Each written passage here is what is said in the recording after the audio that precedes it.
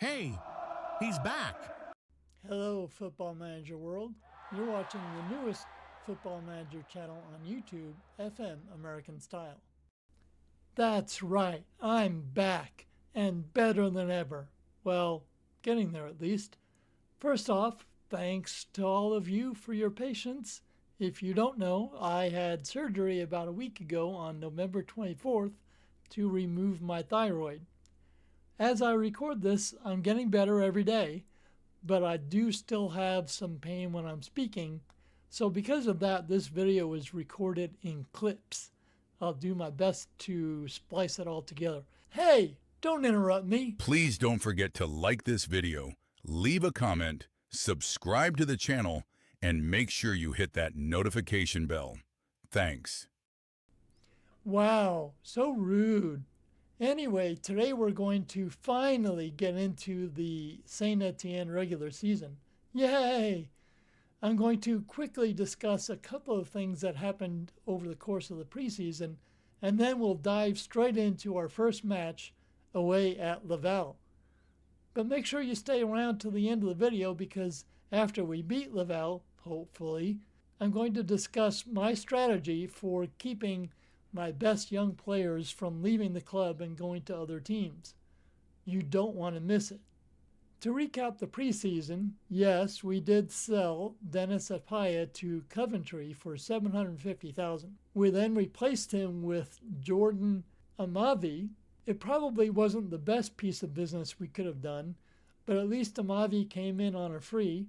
He's younger, he's a natural left back, and we only have him for one season with the option to keep him around for another year if he performs well. He'll be our starting left back on opening day.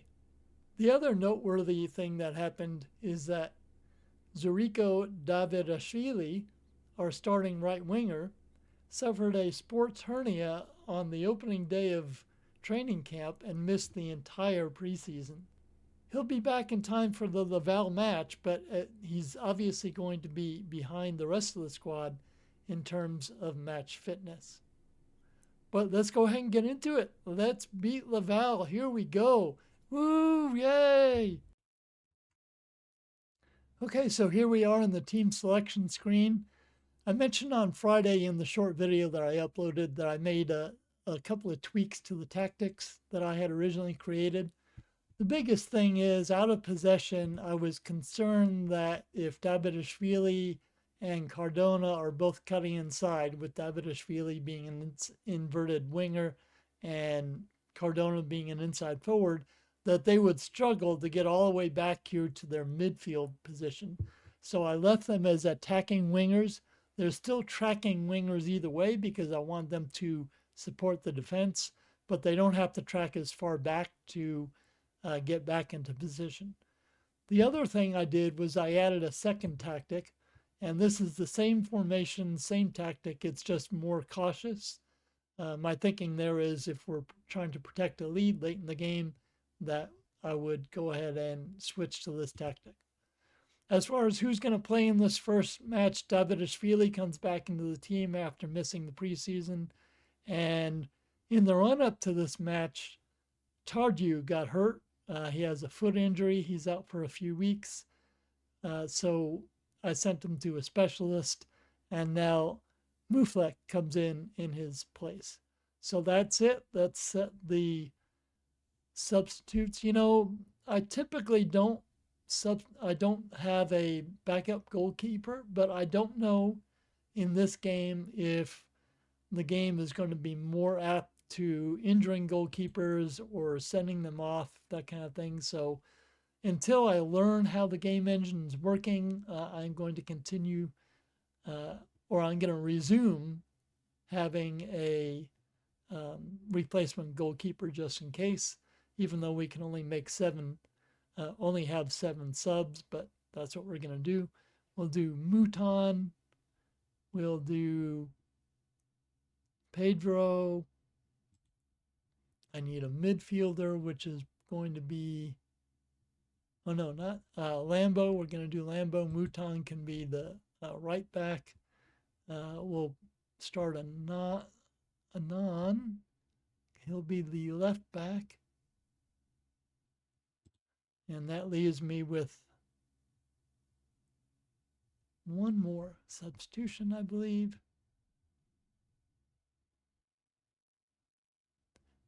No, a couple more.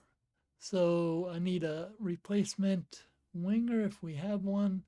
The only one we have is this guy who right now, and this is our favorite guy, the guy with one determination, but you know what? I need him right now, so he's going to play.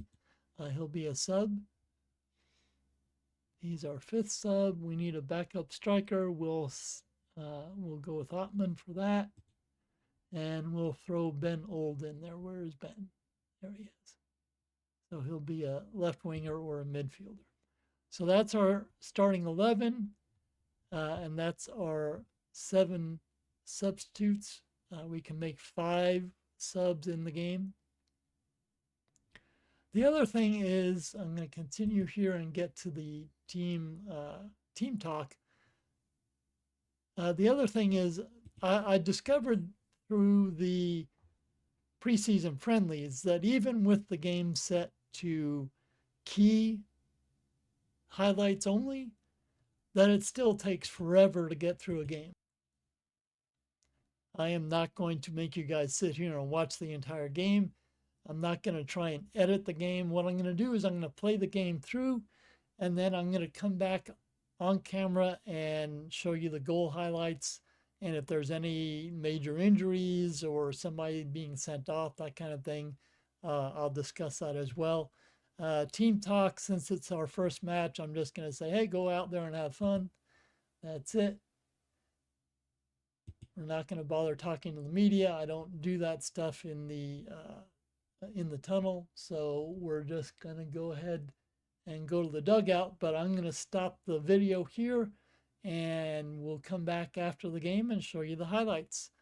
Talk to you in a minute.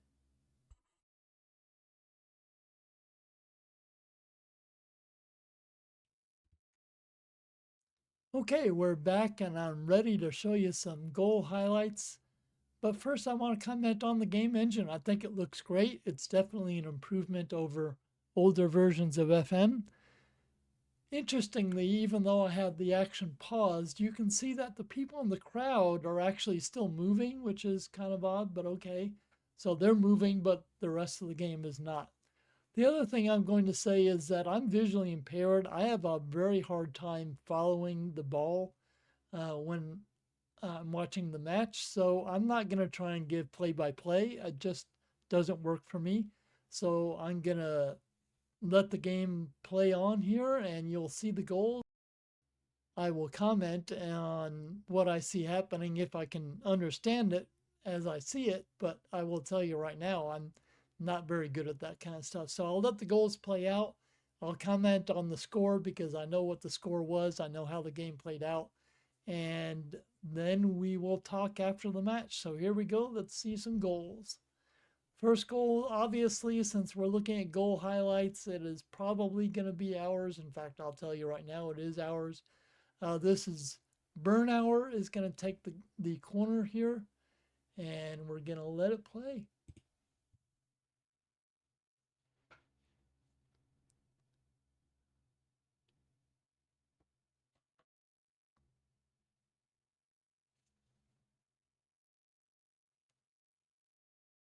So there you go. After the corner, Bernauer came back into the pitch, and the ball bounced around a bit.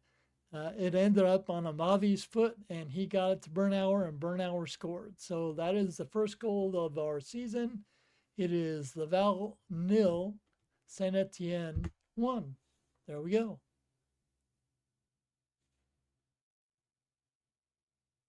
Okay, second goal coming up here. This is all in the first half still. We are attacking from left to right.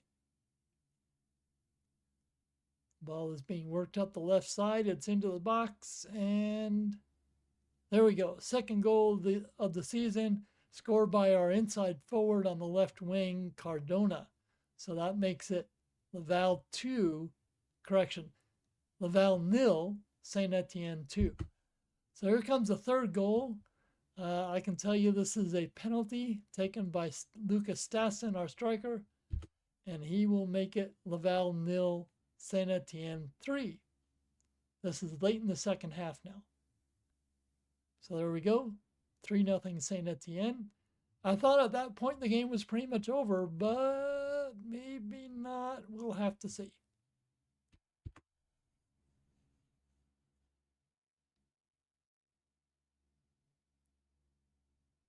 Is the Val dead, or do they have some life left in them? Now they are the team attacking from left to right because it's the second half.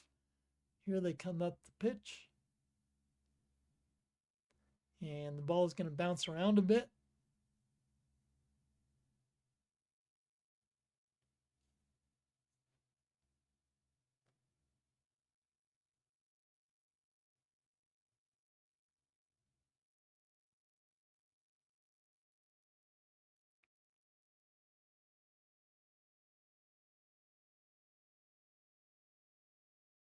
And there you go. Finally, Laval gets on the board. It is now Laval 1, Saint-Étienne 3. I will tell you at this point, we were at the 83rd minute almost, and I thought that we were probably pretty safe. I wanted to try that second tactic out, the one that's more defensive. So when they scored, I switched to that, hoping we could see out the game. But maybe not. Let's see what happens. If we still have highlights, obviously there's more goals coming, so let's see. Laval on the attack again.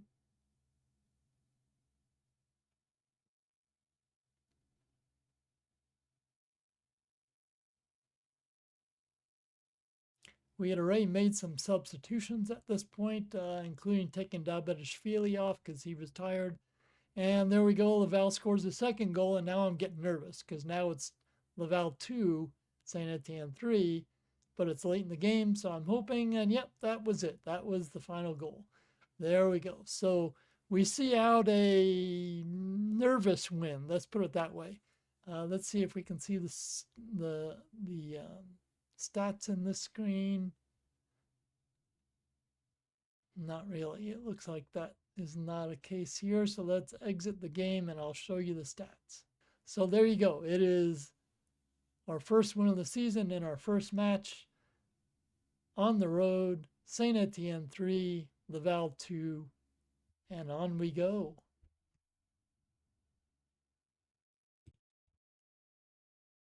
Okay, before I wrap up today's video, I just wanted to go through some of the match stats with you from our 3-2 victory over Laval. The press said we were fortunate to beat Laval, and I would agree with that. If you look at them, they got 26 shot attempts off. 10 of them were on target, so Lauren Sewer made some really good saves. They had an XG over 2, which is concerning. Okay, we had better XG than they did. I thought they had beat us on that, but they didn't. They only had one clear-cut chance. We had 2 corners. We even on corners. Headers won 60% for us. That's good. A lot better than they did. Tackles won. We won all 15 of our tackles. That's wonderful. The one stat, though, that concerned me as I got to halftime was our crossing was not very good. So what I did, if I can get advanced stats to come up here, crosses completed. Now we ended up with, well, 88% passing, which is great. Crosses completed only 25%. This was even lower at halftime, so I made a tactical change. I asked them to go through the middle with pass rather than try and cross from the outside. And I don't know if that made a difference. We did not score any goals from open play in the second half, so probably not. But you know, that's fine. So that's how the first match went. Yes, we were fortunate to beat them. I'm glad we did, but we did. So there we go. So we are 1-0. We are now third in the table after one match. So I promised at the beginning of the video that I would discuss with you guys my strategy for keeping my best players at my team rather than letting them leave to other clubs or bigger clubs especially. Because what happens with any kid that's really good who's under 25, you start getting bigger clubs sniffing around looking to buy them. And as soon as that happens, as soon as that player knows that a bigger team wants them, that's it. They are ready to go. They won't talk to you. They won't extend their contract, anything like that. So this is what I do. I come in, I have a contract extension view that I created. So let's go bring that up. It's under custom views, contract extension view. And I basically start with the youngest guys. So the youngest guy I have on the team right now is Stojakovic. He's 18. He's signed through 2029. So here's my strategy. Anybody who I want to keep that I think has the potential to play for this team, and this also applies for the under 19s, I want them extended at least 2 years. So what I have to do though is, so the first column here is about the date that they signed their contract. This guy is not going to talk to me, I doubt, because he just signed. Kevin Pedro just signed May of 25, so he's not going to sign with us, I doubt. Sorry, June of 25. We could try to offer him an extension, but I doubt he will. But I want these guys all signed through 27, 28, 29 if possible. So here's a good example. Ewan Hornish. He's 19 years old. He signed in 2024. He's only signed through 2026. I know I want him to stay, so I'm just going to ask the director of football or GM to go ahead and try and re-sign him. That's what I do with young kids. With guys that I expect to make a lot more money, I will negotiate the contracts myself. But generally, if they're young, 18, 19, 20-year-olds, they're not going to make a lot of money anyway, so I don't worry about it too much as long as we have some wage budget, and I just ask the DOF to go ahead and negotiate their contract. Kareem Cisse, the guy I don't like because of his one determination, we're going to leave him alone, obviously. Stassen, another one, 20 years old, signed in 24, but he signed through 28 and he's already making $720,000 a year. But he has a number of teams that want him. So we're going to see if he'll talk to us. And in this case, since this is an important player who's already making a pretty good wage, I'm going to see if he'll talk to me directly rather than asking the director of football to do it. When you do something like this, you want to talk to the agent first if he has one. He does. You always want to tell them we are desperate to sign the player because you know what? You want them to be as motivated as possible to get a deal done. So we are very interested in re-signing Lucas Stassen. And he says, I'm delayed to hear that. So that's great. We have strong interest in him. His demands, he wants $720,000 to $880,000 a year. So not a huge raise. That's great. Most noteworthy players on the club, terrific. He wants a contract through 29. The only thing I can't give him or won't give him is the strengthen the team squad on the left wing. I could tell him that I don't want to make any promises, but that stuff doesn't usually matter. I'll just remove the request when I get into contract negotiations. But for the record, since I don't know how things are going to be different in FM26, I am going to go ahead and ask them not to ask for any promises, which I believe is this. I'm happy with these demands in principle, but I would respectfully request that we don't go down the road of saying anything is.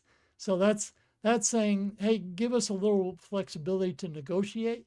That's not what I'm looking for here because I know already I'm going to sign him for that stuff. So that's fine. I'm not interested in offering any promises is what I'm looking for. I'm going to tell him that. He says, it's clear that you are a big fan of my client.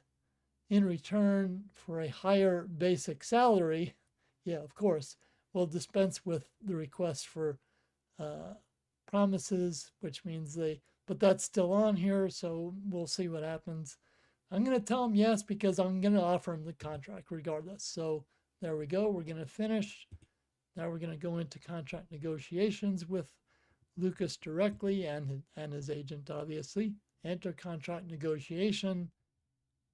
So see, I asked them to remove that promise. He said, well, sure, as long as you give us a higher wage. Well, then they didn't remove it. So let's see if we can remove it ourselves. Remove and exclude. In every other version of FM, they've always agreed to this stuff. So let's see what they do in this case. My client is happy to move on, so great. So he wants to be an important player. He already is. We know that. So we're going to move on. So we know now that he's currently making $720,000 a year. We're going to give him a little bit of a raise and see if he'll go for it. I'm going to go for $750 and see what happens. The other thing I do with these things is I set the bonuses to 0 because I want them to take the lowest that they'll go. So this gets them to go to 0. To 2029 is fine. That's fine. If you're a club, here's a tip for you. If you're a club that's struggling financially, take out the appearance fees, take out the unused sub fees. It's just extra money that's being spent for nothing. I'm going to leave them in this case, but you can take them out if you want. I will increase his goal bonus because he is a striker, so I want him motivated to score goals, so I'm going to give him $5,000 for that. Top division salary raise, okay, we'll go for that, but we're going to go down to 10%. Landmark goal bonus. I don't mind 65,000, but it's got to be more than 10 goals. I'd say 20 goals if you want that much. Come on, I hit. Okay, there we go.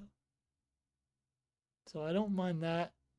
I'm going to lock that in because that's not negotiable to me. I don't want to go any lower than that. Come on. This new user interface can certainly be a little bit annoying because it doesn't respond to clicks properly. You have to have the mouse exactly in the right spot in order for the click to work. There we go. And we're going to say that is non-negotiable. And we'll see what he says. We're going to suggest the terms. He's going to want more money, I guarantee it. So he's going to ask for probably around 900,000. 820, I can live with that, but just to try and get him down a little bit lower, I'm going to go to 775. I'm going to lower the bonus to 300. I'll lower this bonus to 50,000, the agent bonus, and see what he says. He's going to request more money again, but I think we're pretty close. No, actually, he took that. Great. Perfect. Deal done. So that's how I do it. That's how I keep my young players here at the club. There's no guarantee, of course, if a team comes in anyway and makes an offer for Stassen, he's going to say, yeah, I want to go. Let me get me out of here. So there's no guarantees. But what I'm going to do off camera is I'm going to go through the entire under 19 squad and do this for all of the players that I think I want to keep. And I'm also going to go through the first team and do it for all the first team players that I think I want to keep. So let's end this video by talking about where we go from here. So let's look at the schedule coming up. I know that the two teams that were relegated with us from League One were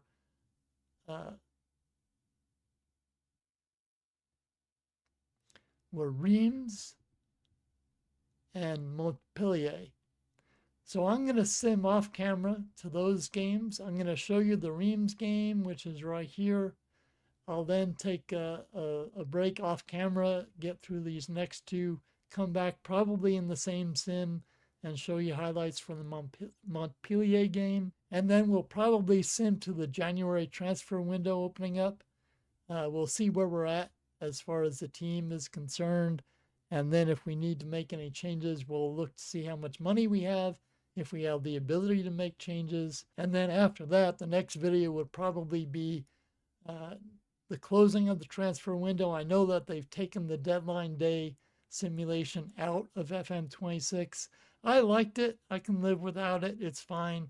As long as I still have an opportunity to make signings on deadline day, that's fine. Then we'll come back for a video again showcasing the matches against Reims and Montpellier.